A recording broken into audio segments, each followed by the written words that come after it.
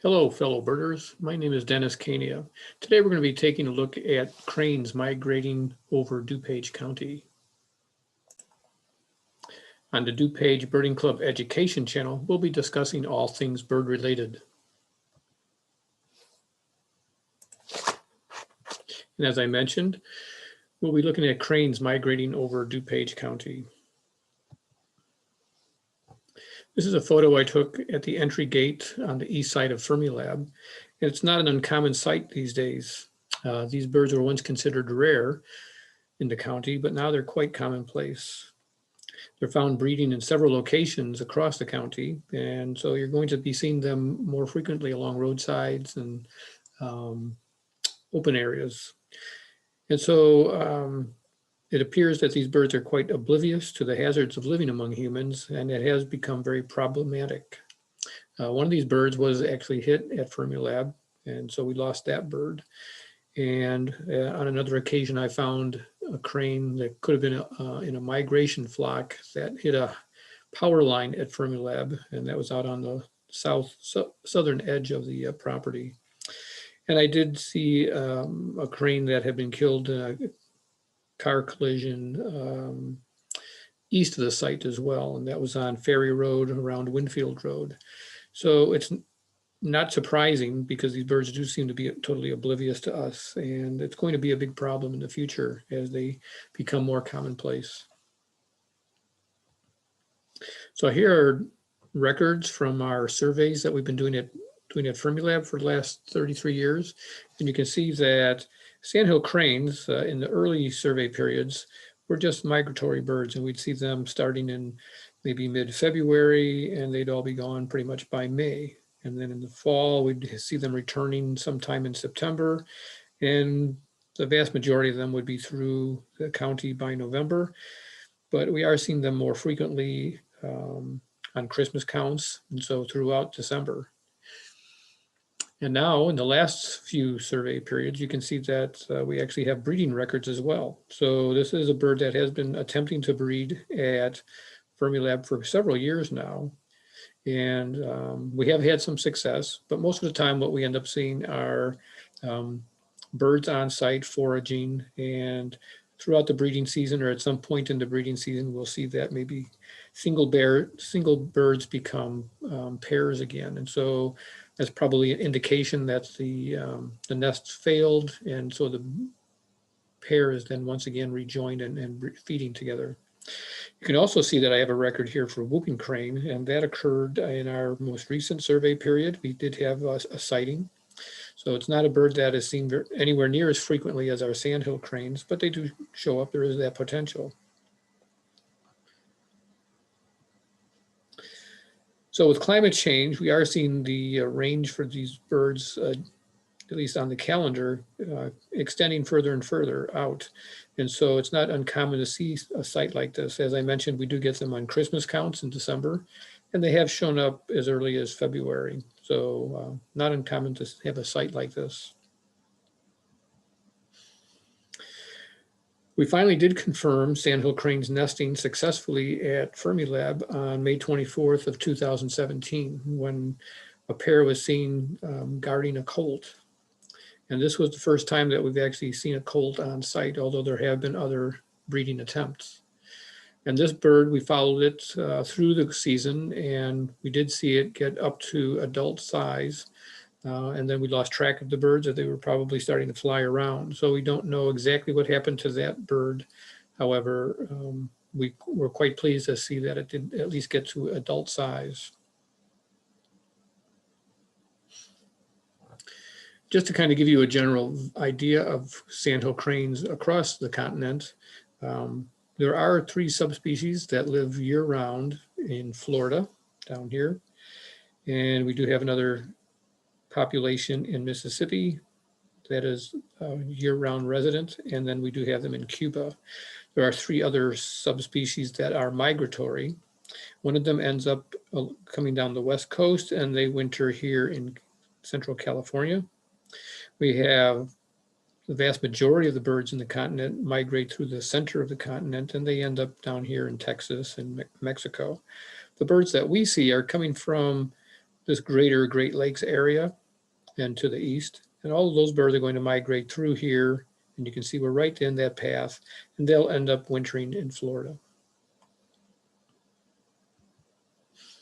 So just to give you an idea of how they do migrate, these are very large birds, and like other large birds, like large raptors, it would require a lot of energy on their part in order to propel, themselves through the air. So they take advantage of something called thermals. And the way these are created are portions of the surface of the Earth will heat up more rapidly than other areas. And you'll get this rising air coming across. If you've ever looked through a spotting scope in the summertime out at the mudflats, and you'll see the heat waves that are making it difficult for you to look at your shorebirds. So that's kind of the effect that we're getting, that the air is heating up and rising. And again, it's not even across the entire landscape. So you'll have areas where thermals are forming. And so what cranes will do is they'll actually get into one of these thermals. And so I'm sure in migration, you've seen great flocks of cranes, and they'll be just circling in the air. And so what they're doing is they're actually riding one of these thermals. So they'll get into the thermal, and you can see they just kind of spiral their way up. And they're gaining altitude without even flapping their wings. The air is lifting them. And so they just keep circling and circling until they get to a point where the lift is not great enough for them to continue upward, or they've gone high enough that they feel that they can move on.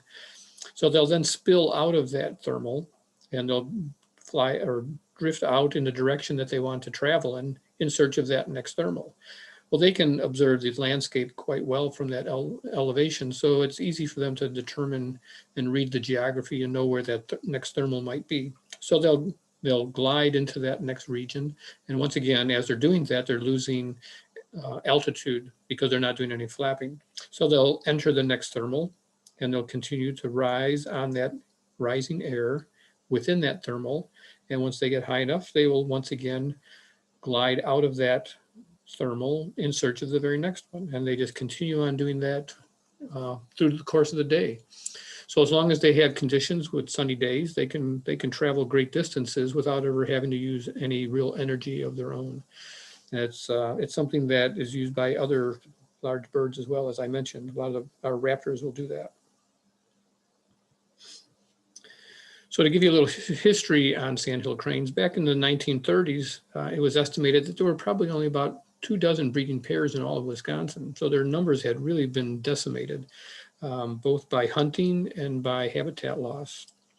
So we've worked very hard to reestablish places that they can breed. That certainly is happening here in DuPage County. And so as we've done restoration work in many of our natural areas, you can see that the birds are taking advantage of that. And they do breed in multiple places across the county now. Some that I'm very familiar with would be Fermilab. I know that they are successfully nesting at Springbrook now.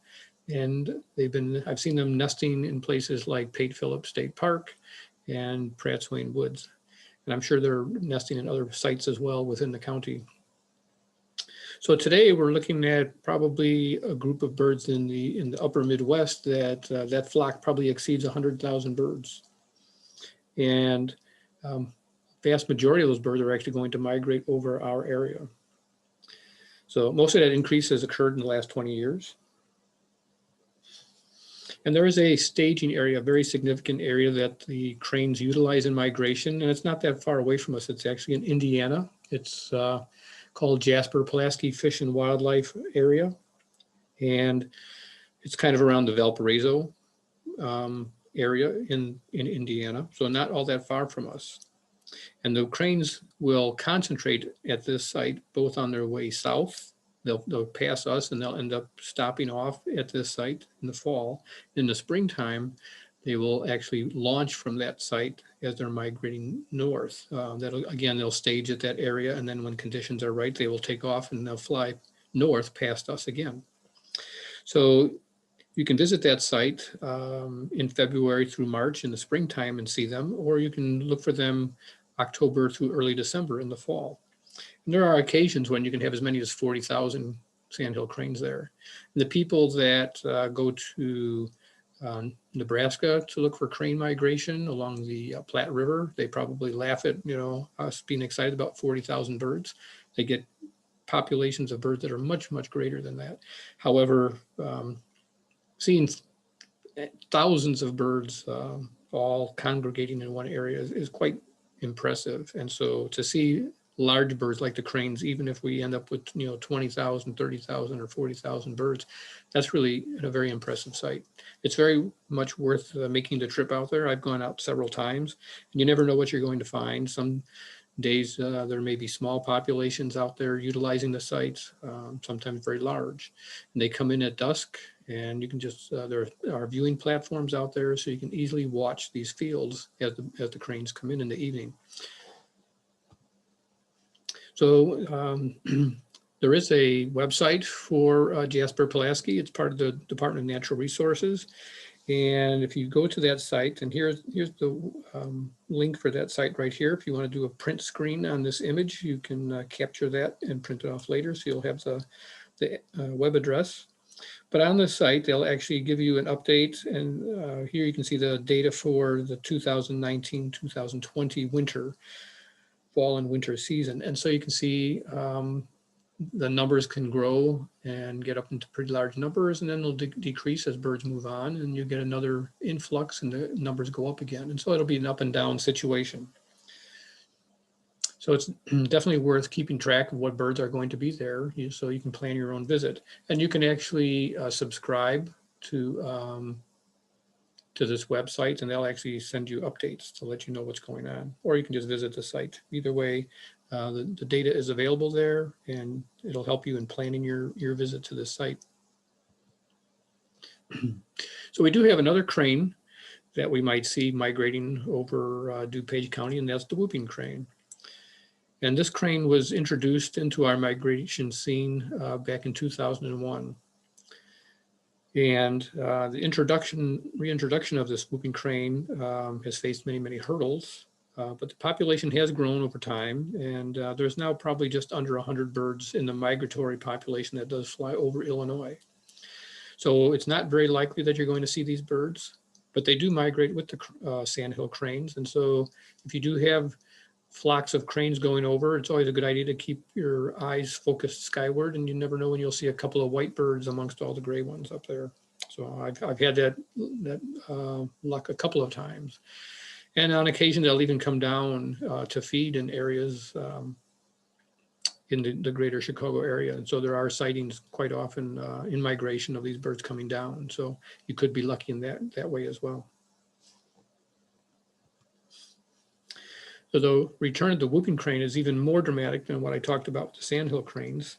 If you go back into the 1950s, the wild population of this species was down to 15 birds. That's all that existed. And since then, there have been many attempts to develop populations independent of that main migration group. And that group, the remaining group, they were migrating from their breeding grounds in Western Canada and migrating down to the coast of Texas at Aransas National Wildlife Refuge. That's where they spend the winter. And of course, having that small population just in that one area, they were considered to be very vulnerable. And they're still very vulnerable when you think about the fact that all of the cranes that we do have today come from a gene pool that existed amongst just 15 birds. That makes them very susceptible to disease. So since then, there have been many attempts to develop other populations. Some of them are migratory groups, and then there are also some birds that are in captive breeding programs and non-migratory populations. And altogether, there's roughly 800 birds now in the world. And again, that came from just those 15 birds. So it's quite impressive that we were able to restore this bird's population to some extent. Still, we have a long, long way to go, of course. So one of those independent breeding populations that they tried to start up was actually introduced to Necedah National Wildlife Refuge in Wisconsin. And there have been various fits and starts to this reintroduction. It's been very difficult to get the birds to breed up there. There's been all sorts of hurdles to get over, but one of the biggest hurdles of all was to find a way to get these birds, once they were introduced to that site, to migrate to another site to spend their winter and then return to breed back in that Necedah area. And so this was actually accomplished through the use of an ultralight aircraft. They trained the birds to follow this ultralight aircraft, and so they actually took them on a route that would take them down to Florida, where they now winter. And so the population has now figured out that route, and so they do make that migration on their own in the fall. They'll make their way down to Florida, and in the spring they do return unassisted. And the current estimate on this population is roughly 83 birds, last I heard. So they are rare, but they do have to pass this way 2 times a year. So it's very much worth keeping your eyes skyward when you do hear cranes going overhead, and you never know when you will, in fact, see that whooping crane mixed in with the sandhill cranes. And in this image, you can actually see that the birds, the whooping cranes are noticeably larger than the sandhill cranes. But you'll notice them mostly because that bright white body, they'll really stand out. So thanks for taking the time to view this video. Hopefully we've given you some bird food for thought, and I hope you'll join us again in the future as we explore all things bird related.